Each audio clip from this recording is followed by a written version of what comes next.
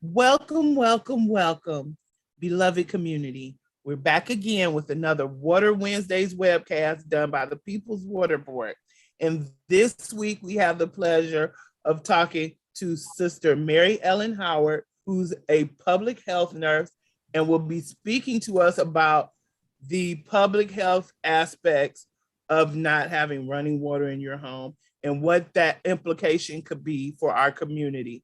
As always, I'm here with my fellow co-host, Valerie Jean, and we're off to take you where you need to know and get you the information that's needed so you can make the right choice. Welcome. Welcome, everybody. Welcome, Mary Ellen. Glad to be here. I'm so grateful that you're here. We had a really serious conversation with Peter Hammer last week. Oh, wonderful. Yeah, it was really powerful conversation. We talked about the water affordability plan, the history of it, and really how the cruelness involved in water shutoffs. So you're a perfect person to follow up this conversation. And I'm just going to pass it over. So tell us what are the health impacts and that people experience when their water is shut off? Well, so what you're asking is what happens when you don't have clean water to drink, when you can't wash your hands or flush your toilet or bathe or do laundry or rinse off fruits and vegetables before eating them or maintain some level of sanitation in your home. In public health, we know across the world that the most effective way to prevent the spread of communicable disease is hand washing. And if you don't have water, you don't have tap water in your house, that becomes impossible. And so disease will spread.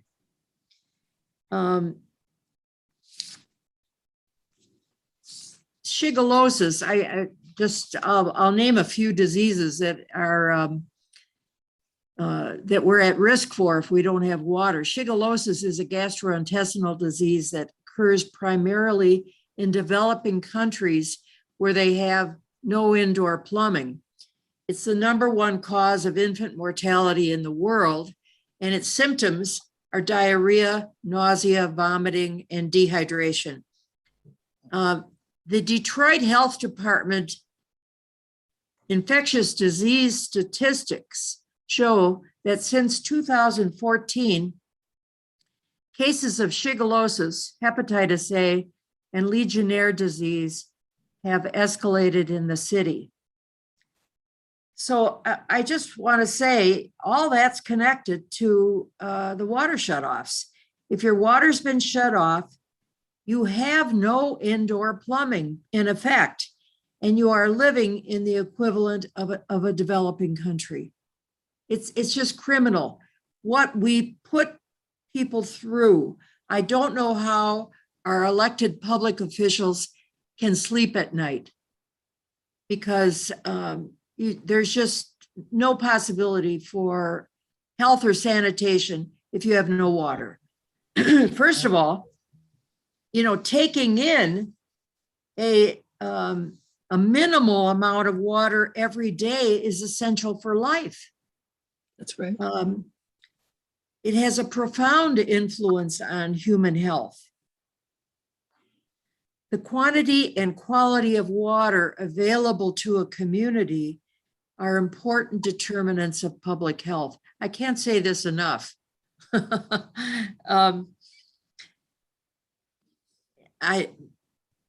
Any other questions? I'm happy to, I'll do my best. I had a question. I noticed that you brought up the fact, and this is something in our work that we constantly tell people about, just like the basic aspects of not being able to wash your hands, not having enough water to drink, not being able to properly sanitize your home.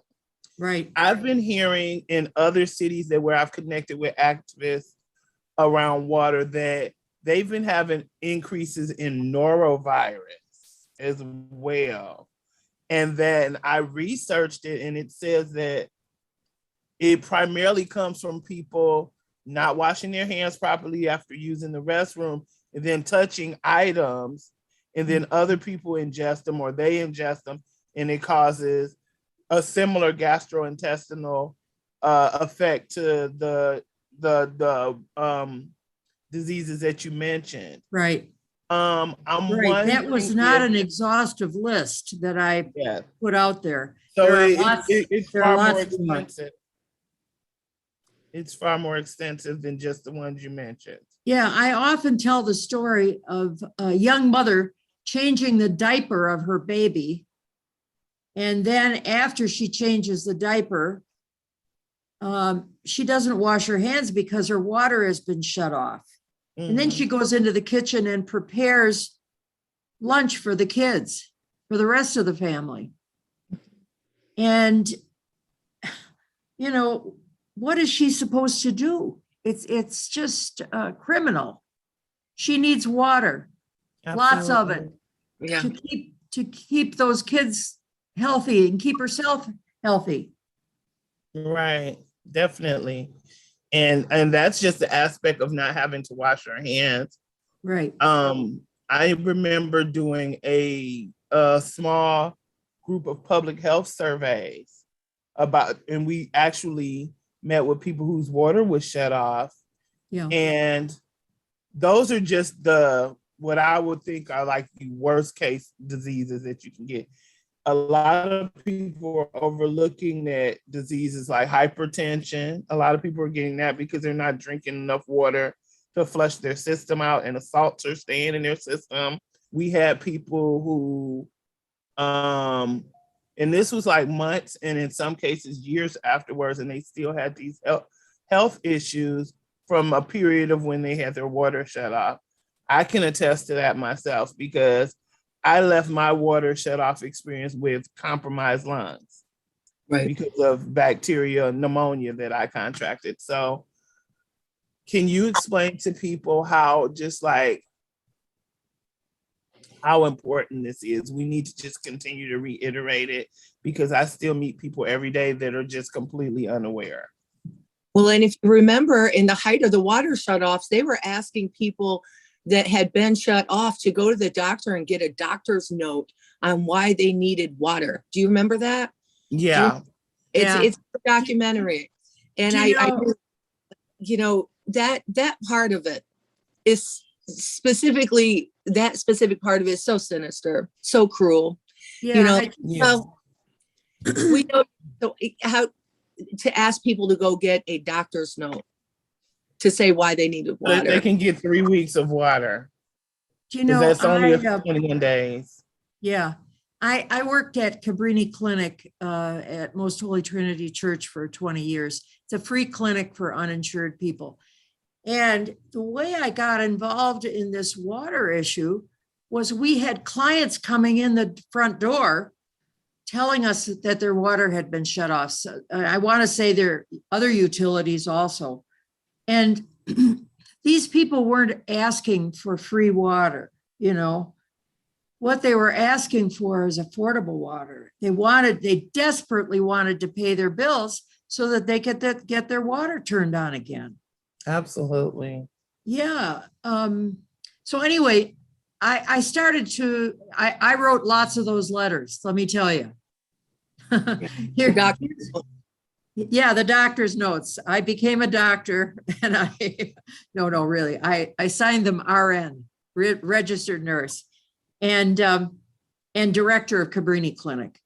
But I laid out for them in the letter what the consequences would be of denying water to this person who had diabetes, gout, whatever, upper respiratory illnesses, So I laid out the public health implications, and most of the time we got their water turned back on. But, that's not the answer. That is not nobody the has to answer. go through all of that to get their water turned back on. Exactly. What we need is a change in policy and a change in heart. That's right. Yes. Not a will to do it. Yeah. Because what you see in the places They're using our water affordability plan in Philadelphia and in Baltimore, but there was a will to do it. Yeah, it drives me crazy. But Not, what the irony in that is that when we go to our local government, which I have on in several meetings, that's the first thing out their mouths. Well, let us see how an affordability plan worked for Philadelphia or Baltimore. And I'm sitting here thinking, that's our plan, though. We already know how it's going to work. We designed it. Yeah. Right. Yeah. We just And- need you to execute. We've done the legwork for you. Yeah, over the last 5 years, water bills in Detroit have increased by 40%. We have one of the highest rates for water in the United States. And since the bankruptcy, more than I've got 100,000, but I think it's closer to 150,000 homes have been shut off by Detroit Water and Sewerage Department. Some of them, I know people who have been without water for 2 years. If we care about Horrible. public health and the right to life, I see this as a right to life issue. absolutely. We have to find a way to provide clean water to everyone at a price that's affordable. In Detroit, the policy is that if your water bill is over $150 and over 2 months overdue, they shut your water off. And that's without regard to who is in the house. Detroit Water and Sewerage Department doesn't care whether there are children or elders or babies or persons disabled or on diuretics who are being denied water, and whether they are at risk at dehydration or infection. They don't care. They don't want to know. They just shut off the water. And also the stress makes people sick. The stress and the trauma that they go through. Definitely. Children never, when they get their water shut off, it's debilitating to their whole system. Yeah. And the trauma that they go through, they never really get over it. And the stress that it causes makes people sick too. You know, like people leave out the fact that that amount of stress that you're under to make sure that your family has a basic need such as water, and to provide that, carrying water is the hardest work I've ever done. It's very heavy. It's Yes. being on a bus than carrying water, right? Exactly. Yeah. People end up Yeah. harmed in far more ways than just water type diseases and things like that. They end up mentally harmed. They end up physically harmed because they're hauling water and they're so stressed out. Like the Yeah. the And cruelness. then they're stressed because they want help, they need help, but they are scared to get help because Yeah. they don't know who's going to report them, and their children can get removed, or their elderly parent could get removed, because they remove adults too. Yes, Yeah. they do. And it's just that constant stigma. The kids have to go to school.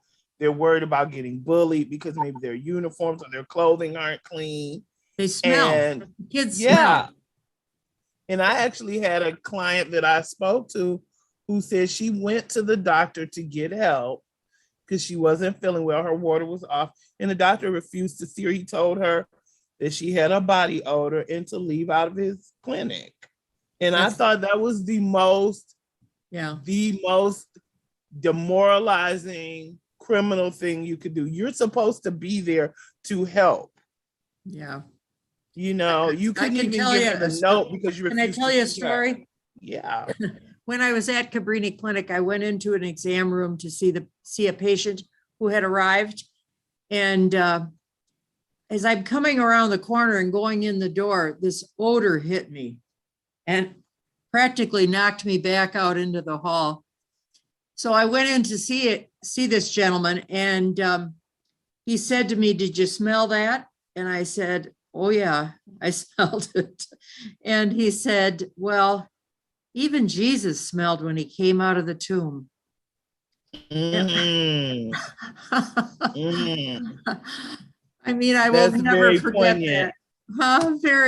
Really beautiful, you know? Yeah. He was Jesus. Right. But to deny someone service Yeah, that they desperately need, not only did you not address her illness, that who knows could have been life threatening, yeah, that's right. but then you didn't even give her a letter to help her, Yeah. restore her water because you just denied her service completely. The Yeah. world's in desperate need of, and Emma Lockridge wrote this on her Facebook page. The world's in desperate need of love for each other and care for each other right now. To deny service and not even give them a chance, that's Yeah. cruel beyond cruel. And anybody in that position that does that, they just really shouldn't even be in that position. And that's absolutely it. Right. Mary Ellen, let's talk about the current situation with Yeah. with the moratorium. Yeah. So the moratorium ends in 2022. I'm not sure exactly what month. I think it's probably March, but I have to check that. But it ends in 2022. Now, people have, because of COVID, that's why the moratorium was been put in place, because of COVID, and they knew that COVID would spread horribly to not just poor folks, but to everybody if they didn't Exactly. do it. So the mayor at the end of 2020, mind you, decided to put together this moratorium. I have a serious fear that because people haven't had to pay that bill and they're really robbing Peter to pay Paul to pay the rest of their bills, right? Yeah. That, and I'm one of those people, that their bills are going to be astronomical and they're not going to be able to, at the end of that moratorium, get caught up, and we're going to be in the same situation. Actually, I think it's going to be a lot worse. Yeah. A lot worse than we were in 2013, 2014 winter when they announced the mass water shutoffs the first time. What did, Mm-hmm. Can I give a little background on this? Yeah. Well, I want to say during the pandemic, we approached People's Water Board, went to Governor Whitmer and told her that, then at that time, what they were promoting was hand washing, not even masking. If you remember in the very beginning, everything was hand washing. Mm-hmm. So we went to Governor Whitmer and said, you have to turn water on. How can people do hand washing? And it's going to be a disaster in Detroit because we've got so many people that have had their water shut off, and disease is going to spread. This virus is going to spread. So she, after a little nudging and pressure on her, she did declare a moratorium on water shutoffs across the state. But that moratorium expired March 31st of this year. Mm-hmm. So right now, municipalities across the state of Michigan are trying to decide what to do. Do we reinstate the water shutoffs? Now we've got people that have huge bills because they're back billing them for the whole time that the water was shut off during the pandemic, which is, it's all crazy. It's crazy because people lost their income. They lost their jobs. They didn't have money to pay rent. They didn't have money to pay water bills. In the best of times, a lot of these folks didn't have enough money to pay the water bill. So anyway, I think the mayor is probably trying to figure out what to do about it too. And he has, through this whole thing since the bankruptcy, refused to do anything to ensure that Detroiters have clean, affordable water, which is essential to life and health.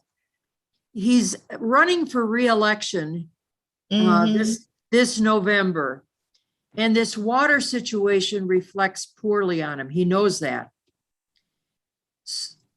He hears it at every time there's a district meeting, and folks get up at the microphone and they talk about water affordability and the shutoffs, and I've got to have water in my home. So he hears it all the time, but he's resisted. He really, when folks get up at the mic and at the district meetings and talk about this, he puts them down. Yeah. He gets mad. Hmm? He gets mad. he gets mad. Don't tell me what I'm doing wrong. Mhm. Yeah. Right. So he's running for re-election in November, and this water situation reflects poorly on him. So he has ordered a moratorium on shutoffs through 2022. Now, when I read that, I read it through the whole year. So I don't know, Val, I'm gonna look it up. I he changes his mind. personally think that he's trying to do it until right after the election.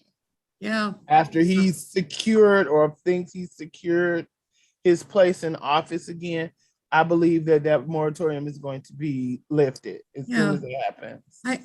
It just escapes me why people would vote for him. He's never gotten my vote, I'll tell you that. Yeah.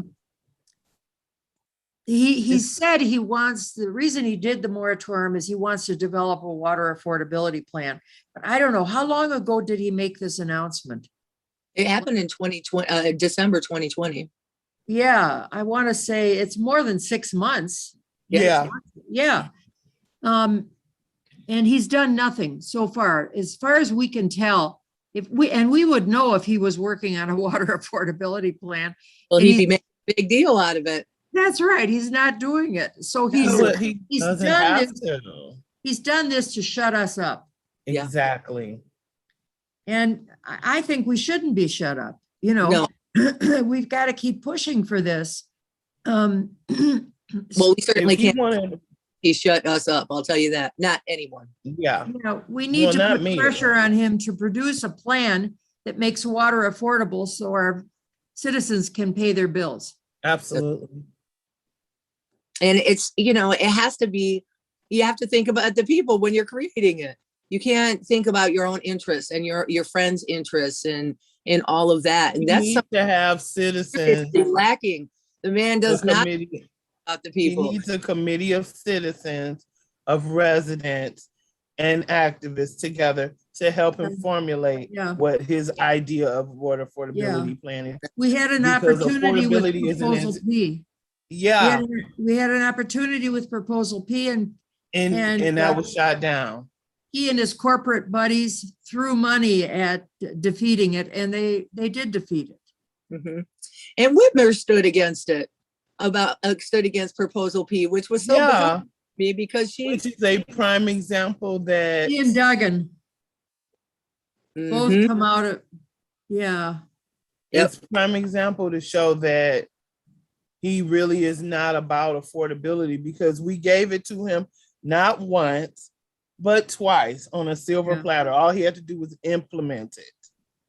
We did it when we gave the initial water affordability plan, and we did it with Proposal P, and both were shot down by him and Whitmer. So let's think about public health impact of mass water shutoffs in 2022, because that's what it's going to look like. It's going to be far. If we make it that far before it happens. In some ways, I think the People's Water Board has kind of given up on Duggan. We have, and maybe we shouldn't, but we're putting more of our effort on a state and a national level. Because when we got to start somewhere. Yeah. And I think local is the place to start, because it has the most direct impact on the residents of the city. That's right. And then we can spread out. And also, I believe with Detroit being the largest city in Michigan, we need to be the ones that spearhead and set the example for other cities across the state. As goes Detroit, so does the rest of the nation. Exactly. What happened here, that's why the Proposal P didn't go through, because they knew the rest of the nation had been like, oh, whoa, that's some revolutionary new stuff. That's thinking about, that's making sure people have their basic needs. If that make the whole country look bad. Exactly. It would have been, It's that bad S word, socialism. Huh? Yeah. It would have been Absolutely. They know it. Yeah. They knew it. They knew it. Yeah. So looking forward. We definitely. Oh, go ahead. I was just thinking, at this point in time, pressure to have something in place before the end of the moratorium. Whether he creates it or he picks apart ours, whatever that looks like, it has to be done, or we're in serious trouble with things. Yeah. We're going to have nice effort to confront that. Every day I wake up just so worried about it. Yeah. And I'm worried because even before the moratorium ends, just knowing and researching other pandemics like Spanish flu, it took them a decade economically to recover from the devastation that Spanish flu caused. So I'm just sitting here thinking, we're not even through this pandemic because they're talking about this next wave, this next variant. I was just watching something last night that said that the cases are going back up across the country. It was like 700,000 plus people had contracted COVID again. Yeah. They didn't verify if it was the variant or the just regular Corona-19 virus, but we're not through this yet. And the elected officials have to understand that water is vital to protecting our citizens from this virus. Yeah, it's a preventive measure. I mean, we need to do it to prevent this virus from going on forever. Right. Yeah. We also need to vaccinate, but Yeah. but we need water also. Mm-hmm. Water is a human right necessary for life and for public health. And there's no excuse for what's happening in Detroit and Highland Park and Flint and across Michigan. We have plenty of fresh water in Michigan, and we have the means to make it available and affordable. We must also have the compassion and the will to make sure that no one goes without water. Our humanity and the health of our city depend on it. Yes. That's a great way to put it up, Mary Ellen. Yes. It really is. It's beautiful. It's 12:27. So any last thoughts, ladies? I just want to say this, and I say this constantly in our work. I tell everyone, there's no such thing as you not being touched by this issue.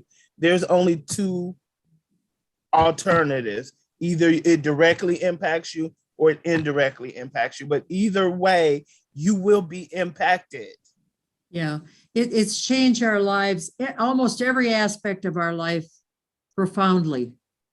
And, you know, people talk about getting back to normal. This is normal.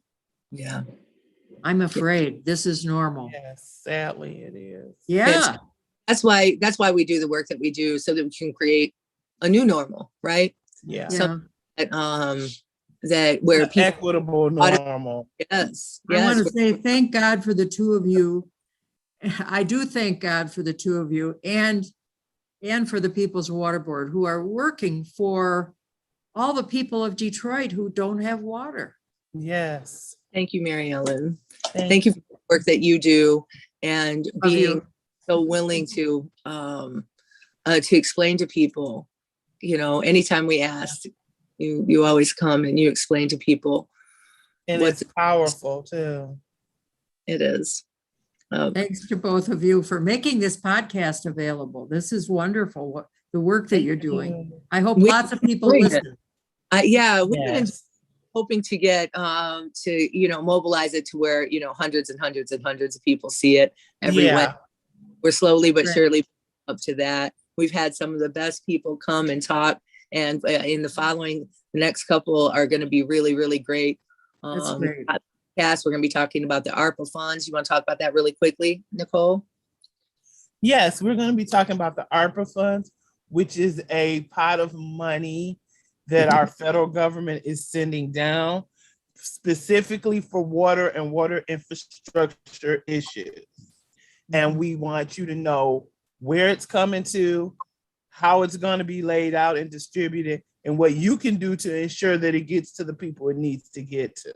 Yeah. Right. That's Yeah. right. So we've got some really, really great podcasts or live streams coming up in the next couple Wednesdays. Everybody tune in. Please take a second and comment on this one. And share it. Share it.